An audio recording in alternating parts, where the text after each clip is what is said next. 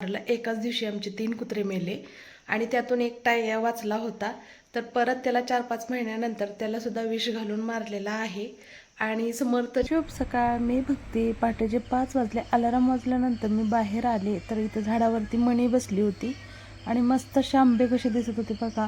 पाड पडलाय का बघितले, एक सुद्धा पाड पडलेला नव्हता. मग मणीला दूध दिलं, संध्याकाळचं दूध होतं ते परत करू नको बरं का तसं. लाडू हा होतं रे बाळा, तुझ्यासाठी सांगते ग सोने माझे. ए सोने, तसं जाऊन पिन लावायला जाऊन बरं का बोर्डाला पोळतय. चालू बटनवर टीव्हीची पिन काढलाय, फॅनची पिन लावायला गेला. तू इतका मोठा झालाय का आता पप्पाची कामं काढायला? परत नाही ना करणार? राजा इकडं बघ, मी तुला नाही मारलं, मी तुला समजावून सांगते. लाडू लाडूले ए क्युटी, परत नाही ना करत? आगाव कुठला. आता तर 3 वर्षाचा झालाय ना. असल्या पिना हिकडल्या काढून तिकडं लाव, तिकडल्या काढून इकडं लाव. हा, अजून गुस्सा तर किती येतो.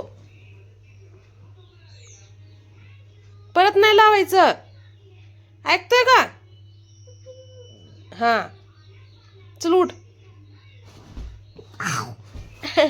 जाऊ नको मा राजा, माझं बोर्डाला हात लावायला. डोळ्यातून पण झिरो लावलं.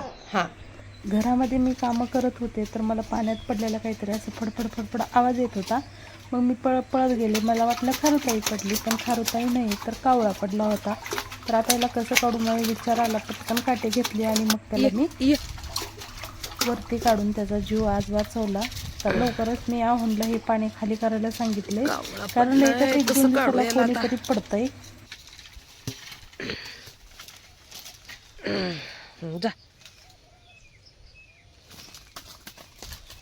आज परत कोंबड्या आल्या बघा. हे बघा,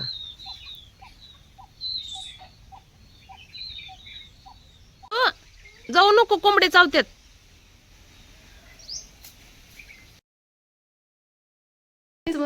मी भक्ती सांगोलच्या छोट्याशा गावामध्ये राहते. आमच्या गावची यात्रेचा पहिला दिवस. तर 5 दिवस आमच्याकडे यात्रा आहे. तर आज पहिला दिवस आहे. तर मी काही यात्रेत जाणार नाही, त्याचं कारण पुढे तुम्हाला सांगते. कालच्या व्हिडिओमध्ये मी आवाज आला म्हणून मी बाहेर गेले, धार काढतात त्या.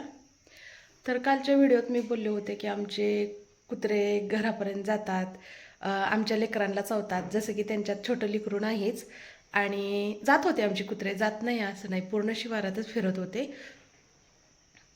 तर त्याच लोकांनी आमच्या कुत्र्याला विष घालून मारलं. एकाच दिवशी आमचे 3 कुत्रे मेले आणि त्यातून एक टाया वाचला होता. तर परत त्याला 4-5 महिन्यानंतर त्याला सुद्धा विष घालून मारलेला आहे. आणि समर्थच्या समोर मी बोलत नाही, सम्राटला काही एवढं समजत नाही. मग तो सारखा म्हणतो आपला टाया कुठं गेला, आपला टाया कुठं गेला. त्यामुळं आम्ही कसलंच त्याच्यासमोर नाव काढत नाही. तर विष घालून आमचे सगळेच कुत्रे मारलेत शेजाऱ्यांनी. आणि त्याच लोकांनी कंप्लेंट दिली होती ग्रामपंचायतमध्ये की कुत्रे येतात, असं करतात, तसं करतात. आणि त्यांनी मारले सुद्धा.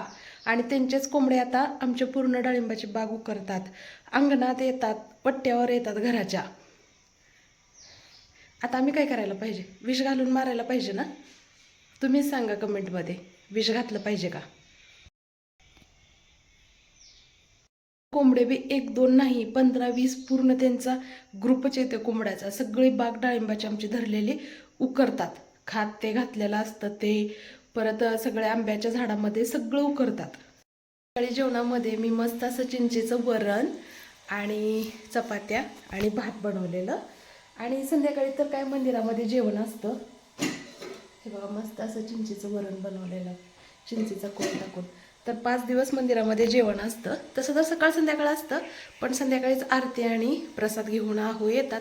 मी तर काय आज जाणार नाही, माझा थोडीशी अडचण आहे म्हणून. पण उद्या मी नक्की जाईन, उद्या मी जाऊ शकते. मनी इकडं बघ. हे बघा, मस्त अशा आंब्याला पाणी सोडले, आंब्याखाली बसले. 1-2 आंब्याचे पाड पडलेत. मग पडलेत, पण ते पाडच आहेत का बघूया. म्हणे इथं साप गेल तर इथंच बसले. सापाला लक्ष ठेवते. तर हा खराब होऊन पडलाय, पाड नाहीये काही तर उन्हानं. पेरूच्या झाडाला ना छोटे छोटे पेरू लागलेत. हे बघा, असल्या उन्हाळ्यात सुद्धा छान असे पेरू. तर हे पेरू गेले म्हणजे येऊन आम्ही खाऊन संपवले. परत ह्याला छाटणी करणार आहे. पाड नाही लागला. कोंबडे इथे इथंच बस. कोंबडे आलं का पकड आणि खाऊन टाक. कोण काय म्हणलं तर मी आहे तुझ्या पाठीशी बरं का म्हणे. मी सांगते, कोंबडे आले आपल्या बागेत की धरून खाऊन टाक. कोण काय म्हटलं तर मी आहे तुझ्या पाठीशी. कोण काय म्हणायला यायला हिंमतच नाही त्यांच्यात आता. कारण त्याने जे कांड करून ठेवलेत ते आता आमच्यासमोर येऊन बोलू शकत नाहीत.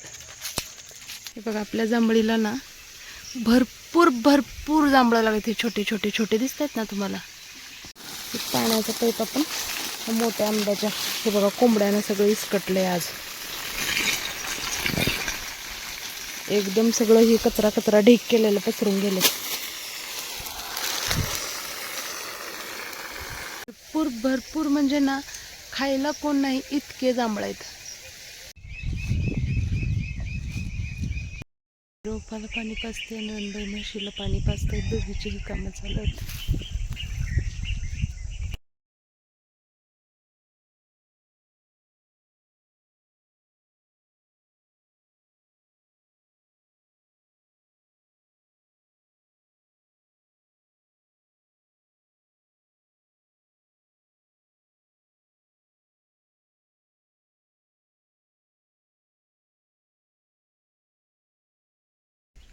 रोपाला पाणी देऊन झालं.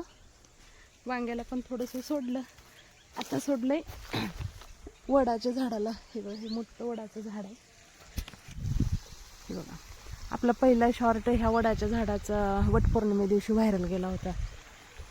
अर्ध्या तासात 4 लाख लोकांनी व्हिडिओ पाहिलेला. ते हेच आहे वडाचं झाड. पाईप लावताना पूर्ण पाणी तोंडावर. चलो, केशर आंबे को पानी देते. केशर आंबे को. इमली.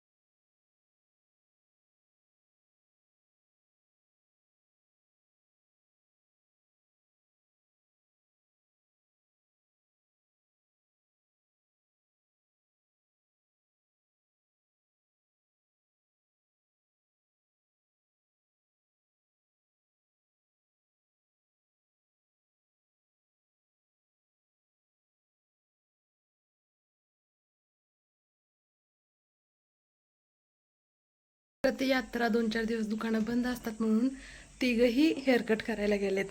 तर ह्या आमच्या गावचा ना खूप भारी फेमस पेड आहे. हे बघा, तुला अजून एक पाहिजे घे.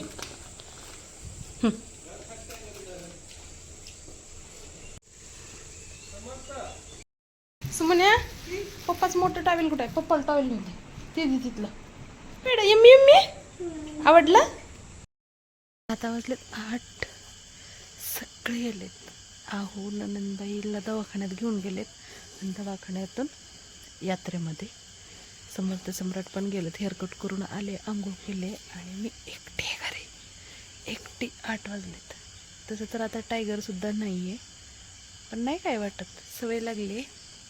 आणि मेन म्हणजे रोडच्या खाली कोण आमच्या उतरत नाही. 10 वर्षाचा माझा अनुभव आहे लग्न होऊन आल्यापासून. बिनधास्त बसले मोबाईल बघत वट्ट्यावरती. मोटऱ्या चालू आहेत सगळ्या.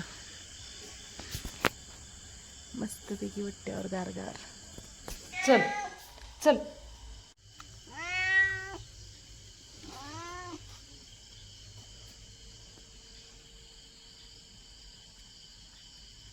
यात्रेत गेले, तिकडून जेवण करून येणार.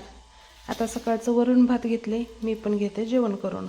जाऊन मंदिरात जे केलं काय होतं प्रसाद? भात, भाजी, आमटी आणि चपाती पण होती. होते होती का नाही? आणि स्वीट मध्ये काय होतं गोड? ओ का बरं जेवला नाही तू? रडी होती. हा रडी. कळी. हा. ओ आज का बरं जेवला नाही बाळा? उद्या जेव तू. बर बर. मग भेटली होती का दादा तिची नुसती. कनक? नव्हते. तुझे फ्रेंड कोण भेटले होते का अमय, अजून? शौर्य, बाबर, शौर्याचा भाऊ. दिलीप काकाचा संमत हा भेटलेला. भेटलेला. गर्दी होती जास्त. हा. आईला सोडून गेला तू आली एकटीला. नाही. एकटीला एवढं मोठ्या घरी सोडून गेला. एकतर आपला आता कुकू पण नाही. तू आली नव्हती.